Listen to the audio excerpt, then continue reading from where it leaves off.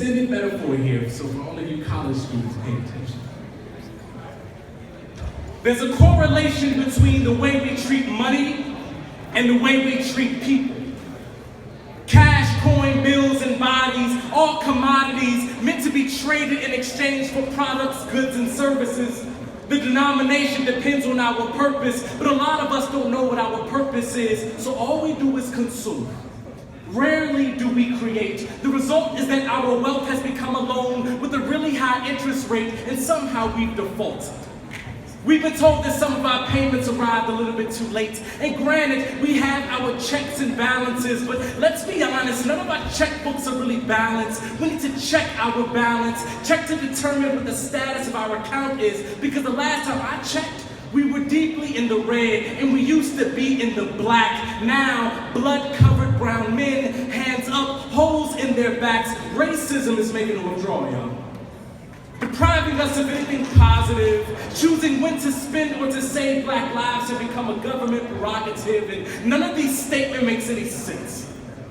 If you're listening, look, 6 shots and 0 arrests except for those engaging in peaceful protests, so either the math is corrupt or our thick, scary skin ain't so tough, especially when a bullet is going in. And if this is a game, then we've got a flawed strategy to win. And if this is a gamble, then I suggest we call your bluff, because betting on black bodies is already risking too much. We've already wasted enough.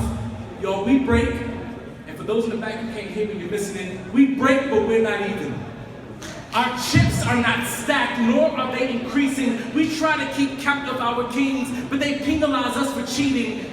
Tell us, when are we going to get our credit? Because these scores are deceiving. Our currency is melting through the holes in our pockets, and we can't reach in to save them, or cops will try to stop it, or use tear gas to block it, and all of our currency falls to the ground. The pigs will break our banks with 9mm rounds, and all of our treasures melt into the streets. Don't ask for any receipts. Transaction complete. Dear Ferguson Police. I represent a collective agency, and you owe us a debt. And our demand is that you supply us with justice, and this ain't no wolf-ticketed threat. Your integrity has been compromised because we haven't been paid yet. And so until you do, here is what you can expect. 1, our feet will pound on this pavement until we receive a full payment. 2, we will charge with our voices until there's finally a charge on those invoices. 3, we will mobilize and protect every single asset that we have left. And we don't care if you call us looters or if you say this is theft. 4, we will be persistent.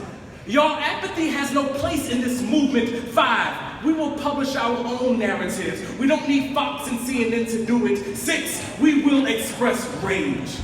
Y'all, anger is necessary at this stage. 7, we will not rest until there is an arrest. 8, we will love ourselves. 9, we will even love you. 10, yo, your payment is due. Thank you.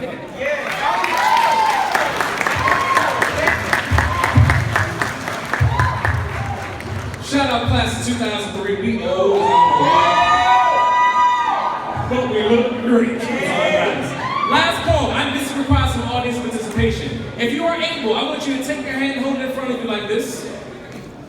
I want you to take that hand, pat yourself on the back, and say good job. Good job. I want you, if you are able, to take that same hand, pat somebody else on the back and say good job. Say you are amazing, you're awesome. All that. Thank you. Here's why. Rarely do we celebrate ourselves, and rarely do we get opportunities to celebrate each other. So if you have not heard today that you are awesome, I'm going to tell you. You understand? This is the poem for those of you who are afraid to do what you're passionate about and who just need to feel like you're awesome. For those who are talking again, you miss it. We fear what we love. Being awesome is a monster trapped inside closets, watching us sleep, stealing our dreams in the dark, and when we wake, we forget how amazing we could be if we just turn the lights on. Yeah. If we just somehow pulled the cover from over our eyes, placed our feet on the ground, and boldly proclaimed that we are not afraid of greatness. That no matter how many nights we shiver, scared of our own success, we will at some point get a full night's rest, and we will rise with the sun. And y'all, like the sun, we will be bright and blinding and bold and hot and huge. And people will need us to survive the cold and the night.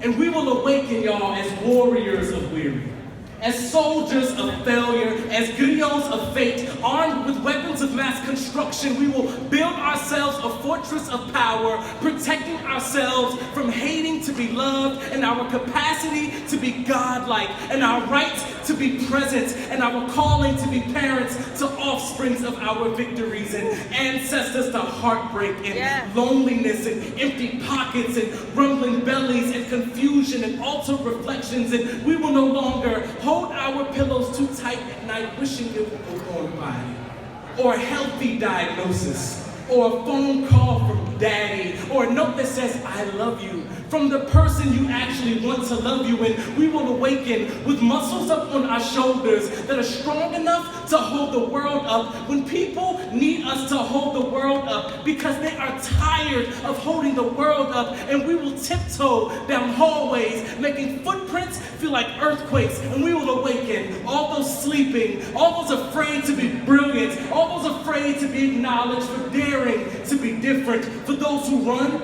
when they should stand, for those who hush when they should command, for those who need to realize you cannot hide in the light. It sticks to you like brown does on my black skin, like sap from trees rooted in sweet soil. You need to see that you are stars. Literally, I see you in the sky, defying laws of space, time, and gravity, because humans are not supposed to fly, but you glide like the first leaves in autumn. Your silhouette strut in daylight and dance with the moon. You are part of a collective, a critical mass of intellectuals governed by divine knowledge, which means you are meant to be here with a purpose. Y'all, just like I am meant to be here with a purpose, we are purposefully meant to be here. You want to know why? So that the sick can become a healer, so that the timid can become a leader, so that the weary can become a teacher, and so that the boogeyman, y'all, the boogeyman, he became a poet. Good night.